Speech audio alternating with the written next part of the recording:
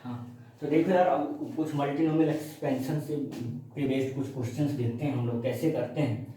देखो, if the number of terms in the expansion of this, इसके expansion में जो नंबर ऑफ टर्म्स की बात करें are 36, then the find the sum of all the coefficient.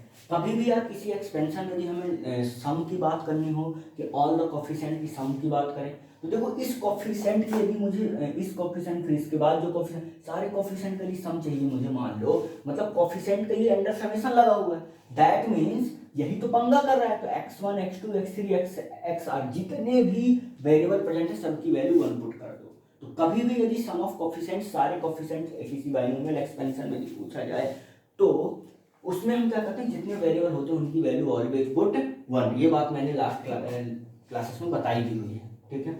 अब देखो मुद्दा इस क्वेश्चन में ये है कि if the number of the terms in the expansion of this, है ना, देखो ये एक एक्सपेंशन लिखा हुआ है, एक मतलब ट्राइनोमियल एक्सपेंस वो लिखा हुआ है, एक्सपेंड टर्म लिखा हुआ है जिसको हमें एक्सपेंड करना है a minus B plus 2c की पावर में n, इसको एक्सपेंड करना है, ठीक है।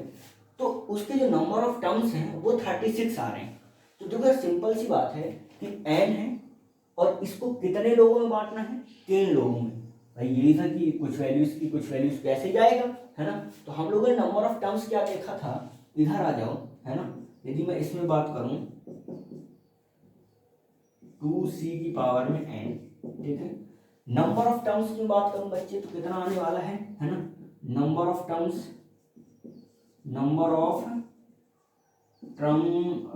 विल बी कितने कितने होंगे बच्चे, इक्वल टू n, है ना। कितने लोग को बांटना है, 3 लोगों को बांटना है। तो जितने लोगों को बांटना है n, है ना, plus r minus 1 C R minus 1, जितने लोगों को बांटना होता है उससे एक कम पार्टीशन हम लोग करते हैं, ठीक है। तो यहां से आ जाएगा n की वैल्यू, n 3 लोगों को बांटना है तो 3 माइनस 1 मतलब 2, और यहां से आ जाएगा 2। तो n plus 2 by n plus 2c2 ऐसा कुछ लिखा होगा, मतलब ये लिखा हुआ है n प्लस 2 और n प्लस 1 बाई 2, ये लिखा हुआ है 36, ठीक है, जो हमें गिवन है, ठीक है। कितना गिवन है, 36। यदि 36 गिवन है तो n की कोई वैल्यू बताओ जिसके लिए सेटिस्फाई कर जाए। n इज इक्वल टू, यदि यहाँ से गया 72 हो गया तो n 9 8 जा, ठीक है, तो 9 8 जा मतलब n की वैल्यू देखो, यदि जैसे ही हम लोग 7 पुट करते हैं तो ये 9 हो जाएगा और ये 8 हो जाएगा, मतलब 4 और 9 4 जा 36। तो n की वैल्यू 7 के लिए ये सेटिस्फाइड करने वाला है, ठीक है। अब यहाँ से आ रहा है then sum of the coefficients, है ना। तो हम क्या बात करें, sum of the coefficients,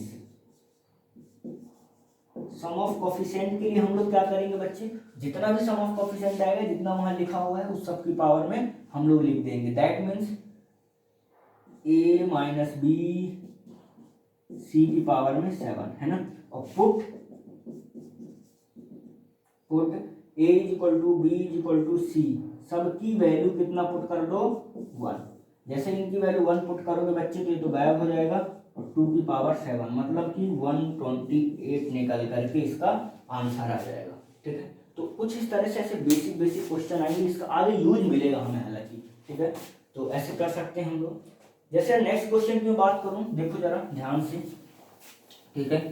next question में क्या लिखा हुआ है ना, नेक्स्ट क्वेश्चन में है कि find the coefficient of a की power a cube plus b की पावर 4 और c in the expansion of this, ठीक है। तो यार सिंपल सी बात ये कह रहा है ना, कि जब भी इसका एक्सपेंशन किया गया होगा, है ना, तो हुआ क्या होगा कि देखो इसका एक्सपेंशन जब भी किया गया होगा तो ऐसा हुआ होगा कि इसको अरेंज किया गया होगा 9 फैक्टोरियल से, ठीक है, जो टोटल 9 है। उसके बाद 3 को दिया गया होगा कितना, ठीक है, a को दिया गया होगा 3 फैक्टोरियल, हाँ। तो हम लोग क्या देख रहे हैं कि कुछ ऐसा जब रहा होगा बच्चे कि a क्यूब b की पावर 4 c की पावर 1 और देखो 1 है ना, देखो यहाँ माइनस भी है तो माइनस का कोई फर्क नहीं पड़ेगा, 1 की पावर में 1, क्योंकि इनका समेशन बच्चे कितना होना चाहिए, वो 9 के बराबर होना चाहिए, ठीक है। तो इनको हम लोग कैसे अरेंज करेंगे, क्योंकि ये ऐसा आएगा और इसको हम लोग अरेंज करेंगे 9 फैक्टोरियल बाय 3 फैक्टोरियल अपॉन में 4 फैक्टोरियल। तो this is the coefficient of this in expansion of this. इस तरह से हम लोग सिंपल हमें देखना है। हाँ, ध्यान रखना यदि यहाँ पे कुछ, यदि 1 की पावर यहाँ पे कुछ और होता तो ये ध्यान रखना कि 1 की पावर 5 होता तो वो भी फैक्टोरियल आता, जितने बार ये उस तरह से अरेंज हो रहा होता। ठीक है, नेक्स्ट आता है बच्चों, नेक्स्ट और मोस्ट इंपॉर्टेंट थिंग्स देखो जरा क्वेश्चन ध्यान से। इस क्वेश्चन में क्या डिफरेंस है थोड़ा समझते हैं इसको पहले। नेक्स्ट क्वेश्चन है 1 प्लस एक्स स्क्वायर। ठीक है, एक्स की पावर में 10 है ना। तो यार यदि इस तरह से मैं बात करूं तो मेरे पास फिर वही बात है कि 10 लिखा हुआ है, 3 में बांटना है। तो यदि इसमें नंबर ऑफ टर्म्स की बात करूं तो नंबर ऑफ टर्म्स कितना होना चाहिए था, है ना। नंबर ऑफ टर्म्स कितना होना चाहिए था, है ना, वो होना चाहिए था 12c2 दैट मीन्स 66, है ना। 12c2 दैट मीन्स कितना होना चाहिए था 66। बट ऐसा नहीं होता इसमें। क्यों नहीं होता, इंपॉर्टेंट बात क्या है वो समझें जरा ध्यान से। इंपॉर्टेंट बात यह है बच्चे कि देख कल को जब मैं इनमें 3 में डिस्ट्रीब्यूट कर रहा होता हूँ, है ना, तो सोच के देख कि यदि मैंने इस तरह से डिस्ट्रीब्यूट किया, मान लो 1, ठीक है, एक्स और एक्स स्क्वायर, है ना। इसको मान ले कि मैंने फर्स्ट ऑफ ऑल इसको दिया 0, ठीक है, और इसको मान ले मैं 5 के ही केस की बात करता हूँ हालांकि, तो इसको मान लो मैंने 0 दिया, इसको 5 दिया, तो इसको मुझे कितना देना पड़ेगा 5 देना पड़ेगा। ठीक है, तो एक डिस्ट्रीब्यूशन हुआ। ठीक है, दूसरा डिस्ट्रीब्यूशन बच्चे यदि मैं इसी में बनाता हूँ तो इसको मैंने दिया मान ले 1, ठीक है, इसको मैंने दिया 3 और इसको बाकी दे दिया 6। ठीक है, अगला डिस्ट्रीब्यूशन बनाता हूँ, इसको मैंने दिया 2, इसको दे दिया 1 और इसको दे दिया 7। ठीक है, तो जरा सोच के ये देखो यहाँ पे कि मैंने, मेरे पास यदि ये a1 x और x स्क्वायर, यदि ये तीनों टर्म अलग अलग होते, तीनों टर्म अलग अलग का मतलब ये हुआ कि यदि ये तीनों के तीनों टर्म इस तरह से होते कि मान लो a b और c, तो नो डाउट कि आंसर 66 होता। लेकिन अभी दिक्कत क्या है कि जब मैं इनको 3 तरह से डिस्ट्रीब्यूट कर रहा हूँ, ठीक है, कौन कौन सी तरह से डिस्ट्रीब्यूट किया कि फर्स्ट को मैंने 5, फर्स्ट दोनों को 5 दिया और एक को 0 दिया, 6 3 दिया और एक को 1 दिया, और 7 1 और 2 दिया। तो इन तीनों के तीनों केस में x की पावर देखो 5 जनरेट होने वाली है। ठीक है, x की पावर कितनी जनरेट होने वाली है 5। यदि x इन तीनों के तीनों केस में x की पावर 5 जनरेट होने वाली है तो ये टर्म जो 3 टर्म बनने वाली थी ये तीनों टर्म जुड़ जाएंगी, क्योंकि इनका कोफिशिएंट 5 है, सेम है। तो ये तीनों टर्म को मिला के एक ही टर्म बनेगा। ठीक है, तो इस तरह से नंबर ऑफ टर्म्स कम हो जाएंगे इसमें। ठीक है, तो सबसे पहली बात अभी तो मेरे को ये बोला गया है कि find the coefficient of x की power 5 in the expansion of this. तो इस केस में मैं क्या बात करूंगा बच्चे कि सबसे पहली बात मैं केस बनाऊंगा। केस इस तरह से बनाया 1 प्लस, है ना, पहले मैं सोचा कि x को यदि एक्स स्क्वायर को यदि 0 दिया तो पूरी x की पावर 5 यहाँ से आनी चाहिए, यहाँ 1, बाकी इसको दे दिए। उसके बाद यदि मैं इसको 1 दिया तो यहाँ से एक्स स्क्वायर आ चुका है, तो यहाँ से एक्स क्यूब आना चाहिए और बाकी ये। यहाँ यदि मैंने 2 दिया तो एक्स की पावर 4 आ चुका है, तो यहाँ एक्स, यहाँ से 1 आना चाहिए, यहाँ पूरा पावर दे दिया। तो इस तरह से बच्चे यदि मैं इसको बात करूँ कि फर्स्ट वाले केस में बात करूँ तो फर्स्ट वाले केस का जो अरेंजमेंट आएगा वो आएगा 10 फैक्टोरियल बाय 5 फैक्टोरियल अपॉन में 5 फैक्टोरियल, इस तरह से आएगा। ठीक है, उसके बाद बच्चे यहाँ से 0 फैक्टोरियल, ठीक है, x की पावर 5 भी बनने वाला है ना। आगे चलता हूँ मैं, इसमें यदि मैं आगे बात करता हूँ तो ये आएगा 10 फैक्टोरियल बाय 6 फैक्टोरियल, 3 फैक्टोरियल और 1 फैक्टोरियल। यहाँ भी x की पावर 5 बनने वाला है, और यहाँ से आ गया मैं कि 10 फैक्टोरियल बाय 7 फैक्टोरियल, 1 फैक्टोरियल और 2 फैक्टोरियल, भी x की पावर 5 बनेगा। इस तरह से यदि मैं इसकी बात करूं तो 10 फैक्टोरियल, इसको ऐड कर लेना 5 फैक्टोरियल 5 फैक्टोरियल, 10 फैक्टोरियल 6 फैक्टोरियल और 3 फैक्टोरियल, और यहाँ से आ जाएगा 10 फैक्टोरियल 7 फैक्टोरियल बाय 2 फैक्टोरियल। इस तरह से जो हमारे पास निकल करके आएगा ये हो जाएगा कोफिशिएंट ऑफ दिस। ठीक है, तो इस तरह से कुछ मल्टीनोमियल में एक्सपेंशंस में आने वाले हैं। ठीक है, कुछ क्वेश्चंस आने वाले हैं। ठीक है, इसको इस तरह से हम लोग अप्रोच करेंगे, है ना।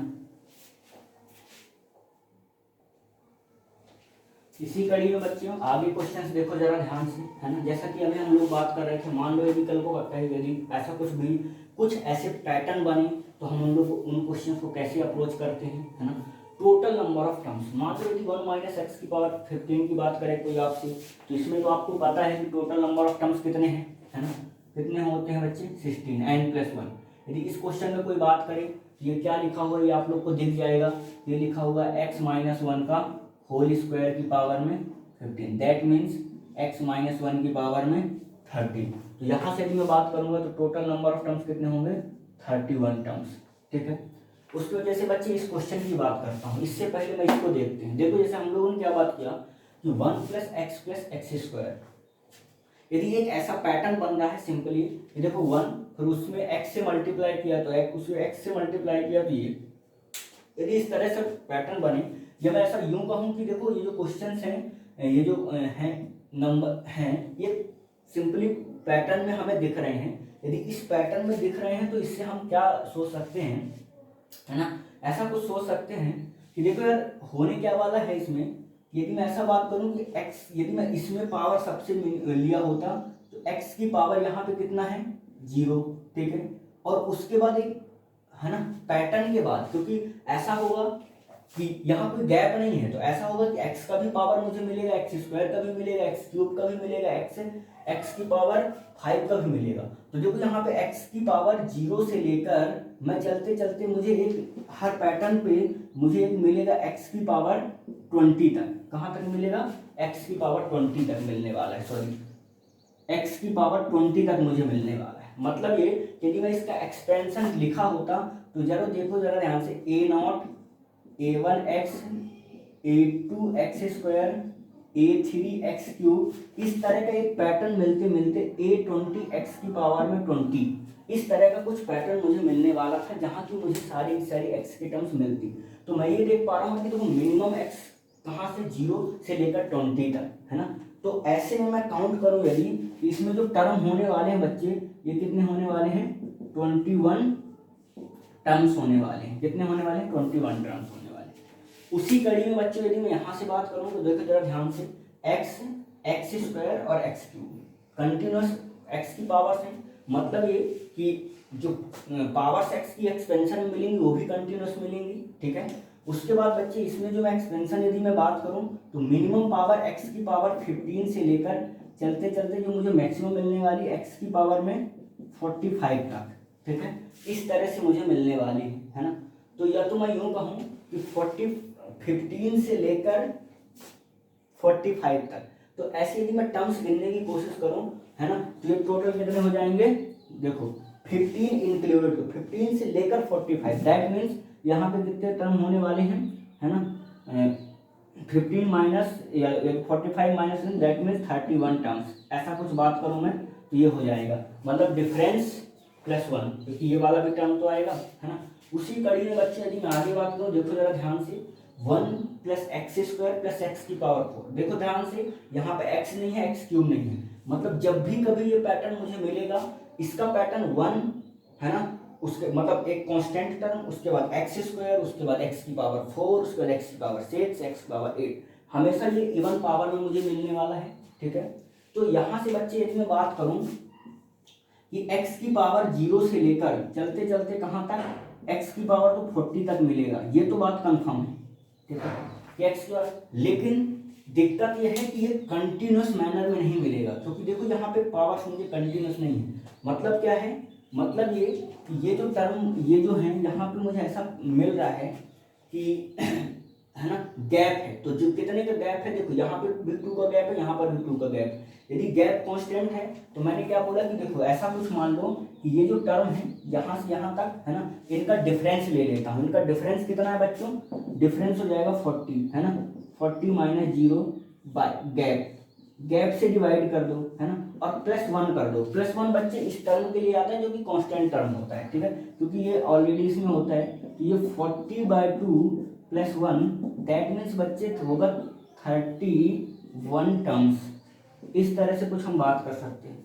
उसके बाद इस वाले पैटर्न में आ जाओ, है ना, यहाँ पर भी वही बात है बच्चे, देखो x³ है, फिर यहाँ से देखो ध्यान से यदि मैं इसमें भी बात करूंगा तो क्या बात करूंगा, ये यहाँ पे आ जाएगा कितना, मिनिमम कितना जा रहा है, मतलब x की पावर -30 से लेकर, देखो गैप सेम है, यहाँ पे 0 पे पहुंचा 3 से और यहाँ पे 3 पे पहुंचा, यहाँ पे जाएगा बच्चे x की पावर में 30। यदि दोनों के बीच का गैप देखूं, डिफरेंस देखता हूं, तो डिफरेंस आएगा 30 माइनस का 30/3 है ना, प्लस का 1, यहाँ से कितना हो जाएगा 60/3 + 1, दैट मीन्स 21 टर्म्स। तो बच्चे कुछ इस तरह का यदि पैटर्न बने कभी, है ना, तो ये हम देख सकते हैं। वो वाला फॉर्मूला जो मल्टीनोमियल वाला है वो नहीं लगाना है, वो तब लगाना होता है जब यहाँ के मतलब जितने अंदर वाले हैं ये सारे के सारे डिफरेंट लिखे होंगे, ठीक है। तो इस तरह से कुछ ऐसे सारे क्वेश्चन होंगे, तो इनको इस तरह से देख सकते हैं, ठीक है। इसका ट्राइनोमियल का एक्सपेंशन थोड़ा सा इस तरह से देखना कि 1 + x + x² यदि एक रेगुलर पैटर्न पे होता है तो जरा देखो ये हमें एक रेगुलर पैटर्न पे ही एक्सपेंशन मिलता है, ठीक है।